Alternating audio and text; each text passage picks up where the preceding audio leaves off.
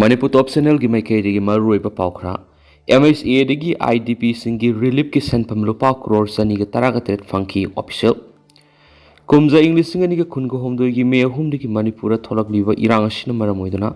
mayum thadok tuna relief camp singa sangja pam lawduna laibi internally displaced person IDP singi relief amati rehabilitation gi thawrangi dama Ministry of Home Affairs MSA na lupa crore sani ga tara ga tret kai thokli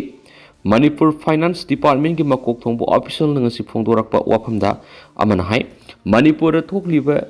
ethnic violence asina mayumai kai thadok tuna lanjenari ba IDP singi yepa thawrangi dama financial support tawoina Ministry of Home Affairs na haukiba senba sai English singaniga kungamari kungamangada lupa crore saniga taraga treke senthang pikre official asina makha taraduna hai Manipur thokliba irang asina maramoiduna Nupi angang yaw na miyoy lising kumfu na tuwan relief camp sa nigi yangkay romda nga si pao pasang sa pamlaw na lady. Relief camp na sang sa pamlaw na lady ba irang sina mayum thadok na lanjen na halawa imong singgidama Manipur gi tuwan ba district singda prefabricated housing sakri. Centrally sponsored scheme CSE scheme for special Asiantes to State for Capitals Investment SASCI amadi atai central scheme gi makada sai sigi March mari thada lupa crore lising amaga samapan ga kun ga truk phangki tha amada phangbu senpham na March thada phangli bu senpham sina khwai gi yama senpham ni hari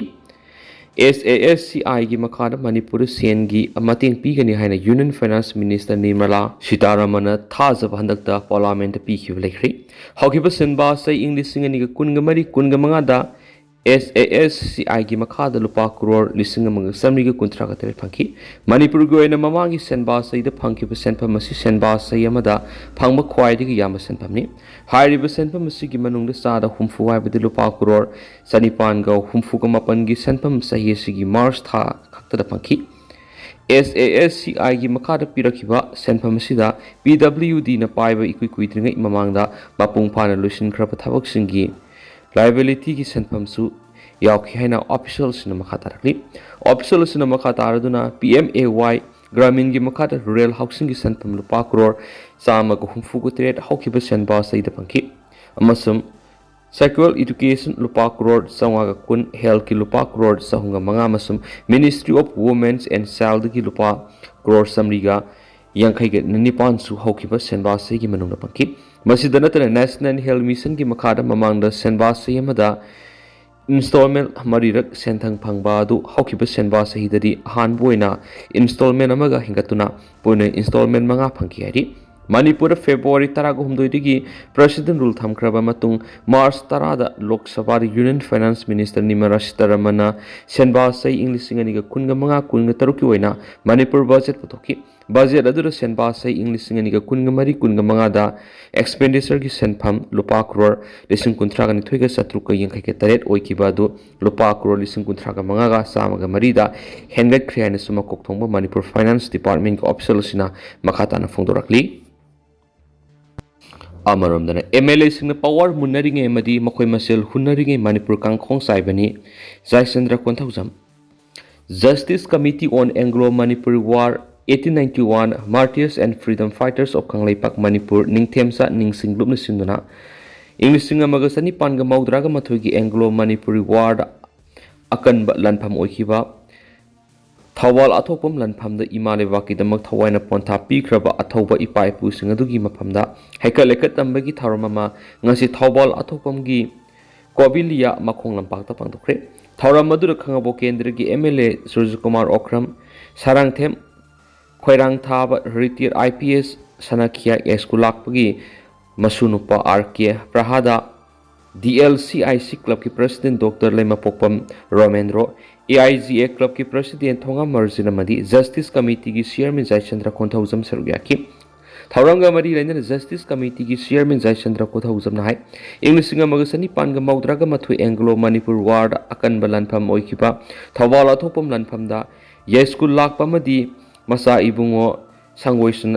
sangoisana imaleba ki damak thawaina ponta pikhi loinana Arong Turel gi thongda British ki mukut thauna pharaba lanmi kunsu imaleba ki damak thawaina ponta pikhi makhoi bo awang ba thakta ikai khumna bu utpoina thauramasi pangthokpane ki Amaromda MLA singna power munaringe amadi makhoi masal hunnaringe Manipur kangkhong saibani haina Joy Kumar na phongdokri mangna hai Manipur delimitation namduna tawkiba thoklabadi amadi Armed Forces Special Power Act 1958 namduna Manipur pumbada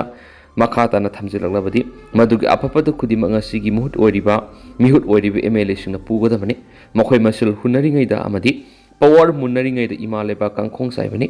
March 19 Supreme Court na order ama thoktuna tha ahumgi manung da awang nongpok lamdam gi manung saliba Nagaland Tripura amadi Manipur na singbada delimitation gi thabak losingadabani haina lawrakliba phireb asi Manipur sanaba yaroi ngasi pawbo Manipur miyam na Manipur amadi India lenga na English ngani ga amada tawkiba census report adu aran bani haiduna lakli hairiba report adu ngasi pawbo semdoktri Manipur si demographic imbalance oiri haibisi Manipur amadi India lenga na su khangbaga loinana Manipur gi district kharada sahi amada mama man anga uhumdagi tadana poi haibisi khanglabani aran ba ama lairi haibisi khangna namduna delimitation tawge haibidi minasu line su yaro haibisi India lenga na khangadabani India lenga na matamatam gi thaba ama Manipur taramdai de Manipur miyam tanadrabasu yai haibo manba wapmama he tholei India lenga na namduna tawna bokonarak khudingi Manipur miyam na khuptuna ihau ama tawraklaba matamda maninghan ki bangaktani Manipur miyam na India lengak ta lan ki pleti Manipur miyam di lengak ta asumba tawbira o ha ki bangaktani Manipur miyam na delimitation gi mayokta leibanati delimitation tawba matamda param sumna tawgadabani haibo lengak ta thamani Manipur mamang thakdagi yumthangnari balebak singdagi lona sanglakpa amadi chensilakpa miyoi sing kaya Manipur leri hairiba miyoi sing asi NRC tawduna masak khangdoklaba matung maramdamda halankraba matung delimitation tawgadabani Myanmar thokliba lana maram oiraga sanglakliba Myanmar sing asi manaba community ga laktungna duna Manipur Aadhaar card pahenduna voter list salankiba sing asi kakhatriba makai Manipur delimitation tawbu yaroi nampura delimitation tawna bohonarakpada tholakpa thawdok sing amadi delimitation gi wahawdagi laminari purup sing gi marak nuainadaba ama hek tholakpada madugi texak India lenga na pugodaban hainasu Jaisandra na makatarakli topa paamana Myanmar gi refugees sing local gi eba lalon itikta yahundanaba direction pikri Mizoram gi Melthum amadi Longlai town sing gi civil society organization sing na Myanmar gi refugees sing bu satok chasin tawbada restriction thamnaba amadi local gi lalon itiki thabak thoram sing na yawbada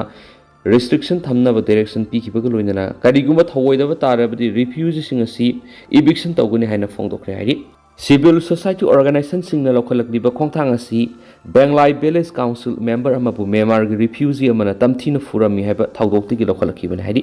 panbayabadi hausi Mizoram le Myanmar gi salakpa refugee lising kunthrai na sangjapam lawduna lairi refugee sing asi ayamana mezoga naknaba sin ethnic haini hari adubu refugee sing na lairi pa mafam sing asi da law and order gi phibam phalaktabana maram oiraga mamang gi leramba local sing da pungning nungnang ma pokwal hari serak sida Longlai town gi civil society kharana Myanmar gi refugee sing asi lambi ta numidang pung mapan gi matung satok sin tawba madi lek tuna leibi yaro hena curfew impose tawkhren su agency gi pauna phundorkli Melthum amadi Longlai town gi civil society sing lokhalakli thabak thoram sing na local authority sing da sing na pokal le du authority sing na su tholakli wathok asi local resource marang kai da bana maram oiraga resource ki dama competition torakpadagi oigani thajari han su paus na makhatari Makasa tharakpoina to papa Punjab police na nongmai zali not singa kona na miyo ema phari Amritsar district na miyo ema nongmai ema sum zali not singa kona na phari haina Punjab police na phongdokri Director General of Police DGP Gaurav Yadav na phongdorakpagi matungina German singa ko accused adungrang Amritsar Rural Police na garinda area dagi phabani mahak na haiki mangondagi Glock pistol ama .30 caliber gi pistol ama amasum magazine ahum amasum lupa Lani ki lising taraga mangaga sangagi zali not singa phangkheri amarom dana UP da yung kuntraga mathoi maina tumna sakri Uttar Pradesh ki Chitrakoot district leiba Badedu khunda thokiba asoba mai sakpagi thawdo ma da yung kuntraga mathoi tumna sakri haina official singna phongdokri aduba mai sakpagi thawdok tu mi simina thokpagi pawdi leiti haina makoina phongdokli senior police official amana phongdokpagi matungina mai du ngarang numida moira da leiba yum amadigi horakhibane mende athuba matamda thangnana leiba atai yum sing mathang mathang sandorakhibane haidi